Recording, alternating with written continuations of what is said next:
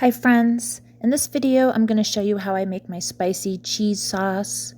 You may notice that the voice is not matching the video, and that's because I had a technical failure. Don't worry, it will match up in a few seconds. This cheese sauce is made with whole ingredients and contains no oil. And we're going to use 2 medium potatoes. All my potatoes were small, so I'm using 1 medium and 2 littles.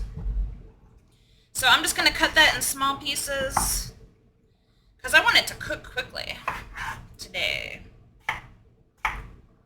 I've already scrubbed these. These are Yukon Golds. Yukon Golds are my preferred potato. I just really like the creaminess of them. I like that the skins are so thin. I don't have to worry about peeling them. You guys could use whatever potato you like for this recipe. And if you're using russets, I would recommend that you,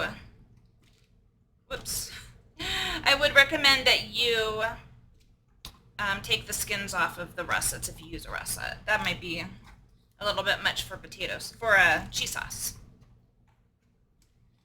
All right, and I just have a medium carrot. Maybe it's medium large. You know, you really just, I'm going to give you guys my recipe for this, but to be honest, you don't really need the recipe.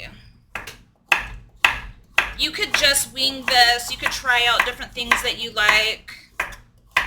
I mean, there's a reason I don't really measure my potatoes and carrots because this is just super easily adaptable.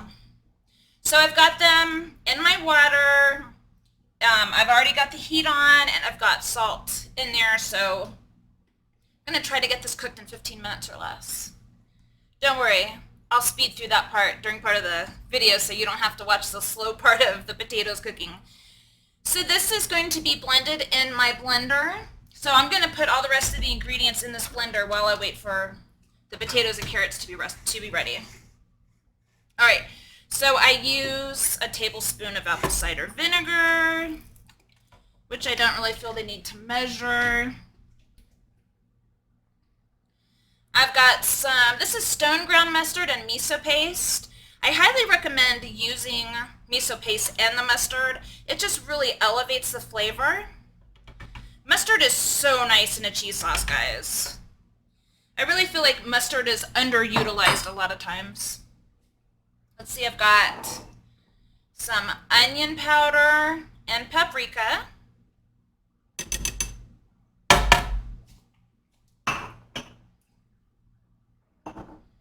Gonna go in with some nutritional yeast, obviously.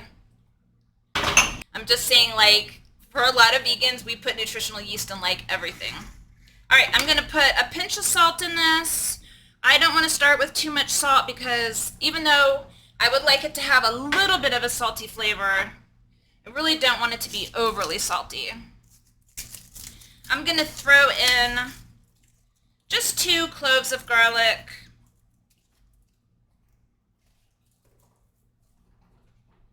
I just want this to have a light garlic flavor.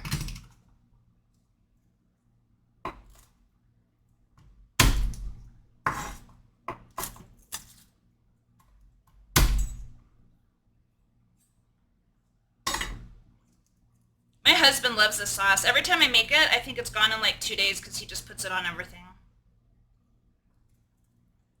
Today I have a special ingredient to throw in the sauce, which makes me super happy.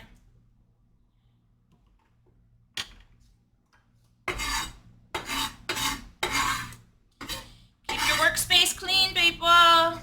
So it is hatch chili season in the Southwest. It's a big deal in Colorado for sure. As a matter of fact, there's kind of like a battle between Colorado and New Mexico as to who grows the best hatch chilies. I kind of feel like it might be New Mexico. Don't come after me for saying that. So I got these beautiful chilies at the store the other day. They were roasting them right outside the store. This whole container was like $1.50. Honestly, I need to go buy more. So I'm just going to measure out just a 1/4 cup of this. Now, you may not have hatch chilies. You may have never had a hatch chili. That doesn't matter. One, you do not have to put of chili in this cheese sauce if you don't want to.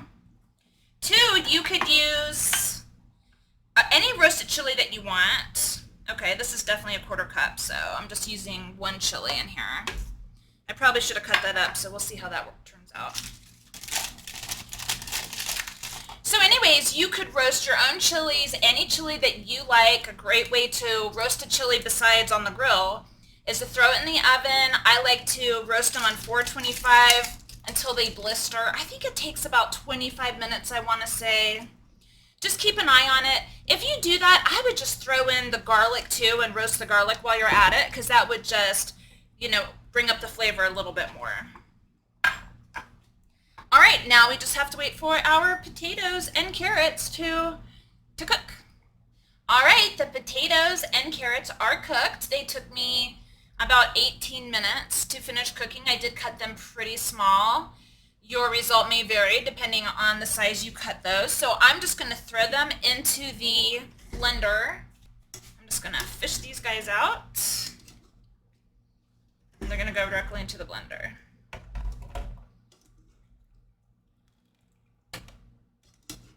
We are going to add some liquid to this.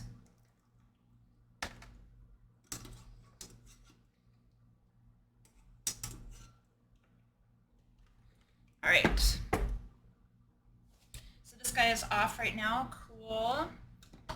I'm going to start with about 1/2 cup of water, and I'm just going to use the water that's cooked in because this has a bunch of nutrients in it that cooked out of the carrots and potatoes. Why be wasteful? And I will be right back. I'm going to take this over to my blender and get this blended. All right, let's see how it looks. Definitely needs to be blended a little bit more. It's a little thicker than I would like, so I'm going to add 2 tablespoons of water. At this point, I would just add a small amount at a time.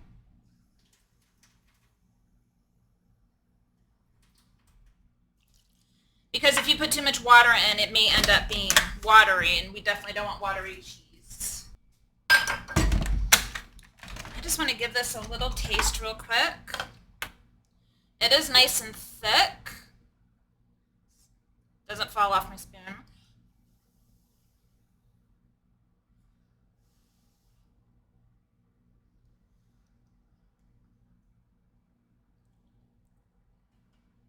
It's really good. It needs a little bit more salt. I can taste a little bit of that miso in there and the apple cider vinegar.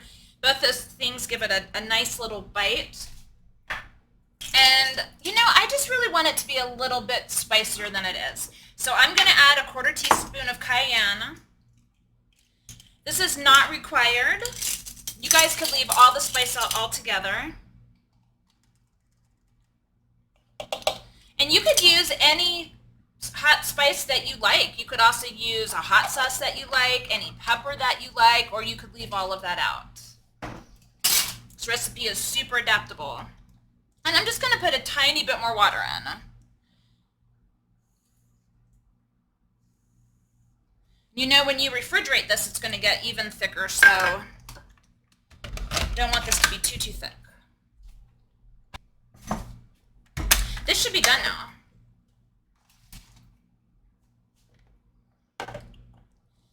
I am confident that this is going to be fantastic.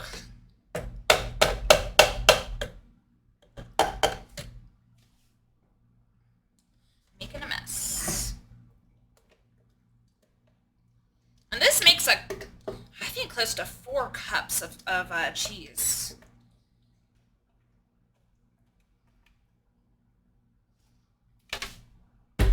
Let me give that a quick taste.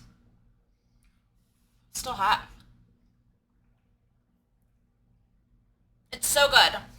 The cayenne really kicked it up a notch. I'm loving that. Has a little bit of a lingering heat that's really nice. If you're trying plant-based foods for the first time, I want you to know this is not going to taste like regular cow cheese that you buy at the store. It's just not. This is meant to kind of give you a kind of a feeling of cheese, if that makes any sense. but it is also creamy. I will be rolling out some other cheese recipes later in the year, especially as we get closer to the holidays. And those recipes are really very fantastic. So I hope you'll tune in. Anyways, I'm going to end this show now. Thank you so much for watching.